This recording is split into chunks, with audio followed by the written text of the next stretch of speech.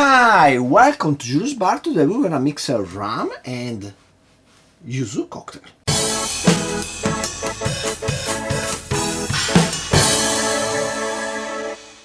So, this is an original recipe. The yuzu is in season right now in the winter. It's a typical citrus from Japan.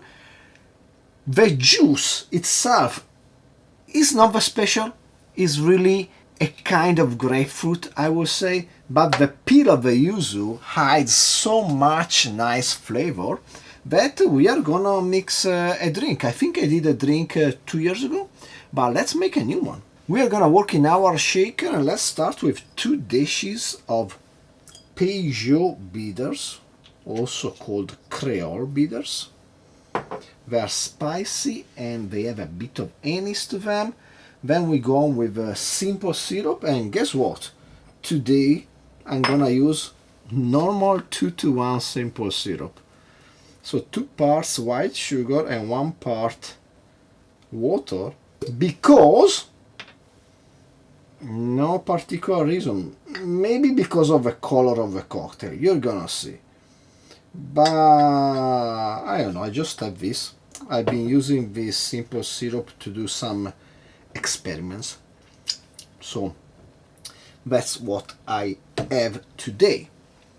Then we go on with the juice of the yuzu, which I just squeezed, and we are going to need 22.5 milliliter or 3/4 of an ounce, and also 3/4 of an ounce or 22.5 milliliters of Cocchi Americano. I love Cocchi Americano, maybe too much. It's becoming an unhealthy relationship.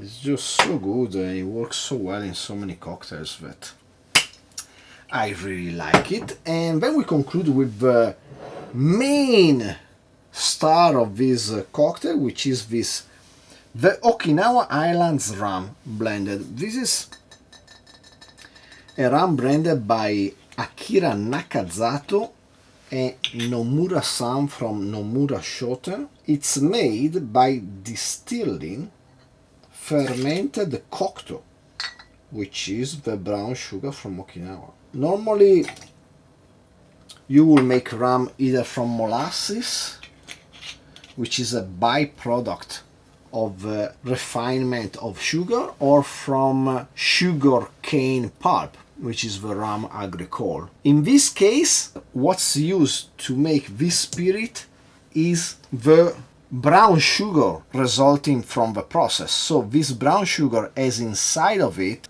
both molasses and sugar. It gives a really clear, beautiful spirit, even if it's unaged.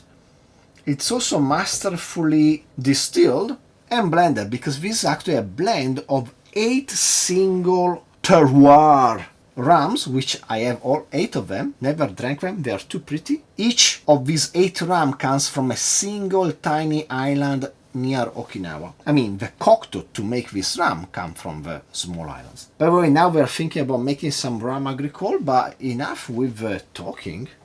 Let me get some ice in my shaker, and let's give this bad boy a shake.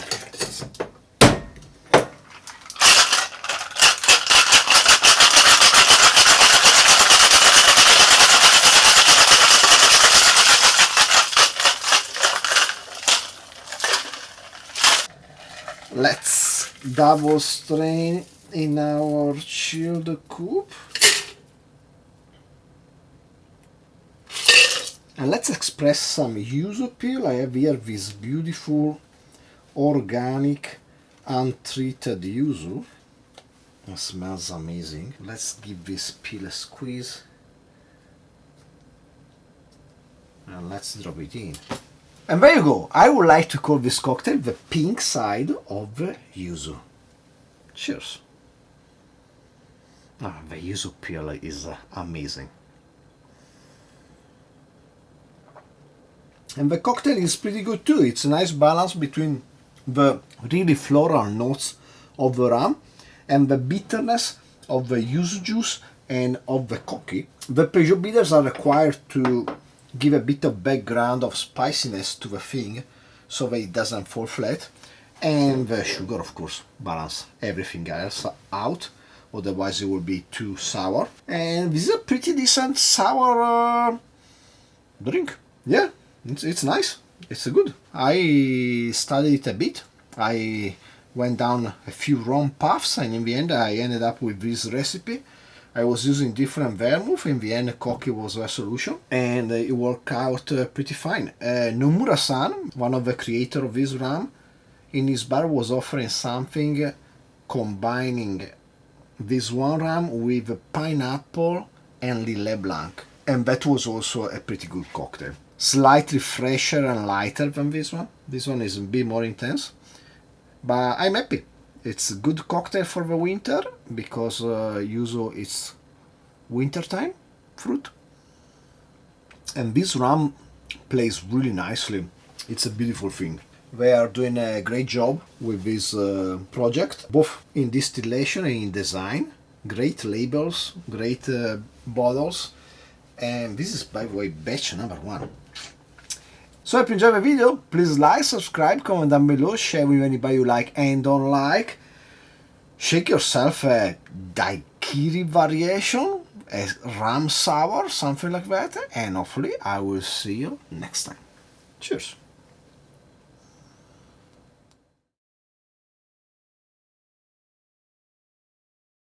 So, the pink side of the Yuzu, of course, it's a spoof on the dark side of the moon, the album by Pink Floyd, and I will tell you, I'm not a Pink Floyd fan. It's one of those things that never caught me, or I never understood, like Apocalypse Now. Still wondering, I didn't get that movie. Anyway, one of those classics which I'm not enjoying. But I did have a Pink Floyd tape once on my car, and I had a girl, 2 girls, I don't know, on my car. It's probably some people that I met only that one time, and you should know that I was a big dictator on my car in my youth because the radio was mine. I was driving the car and I put the music I wanted. Of course, I had almost exclusively metal, maybe some dark stuff like Cure or something, but nothing really that popular with the girls around my small town in Italy.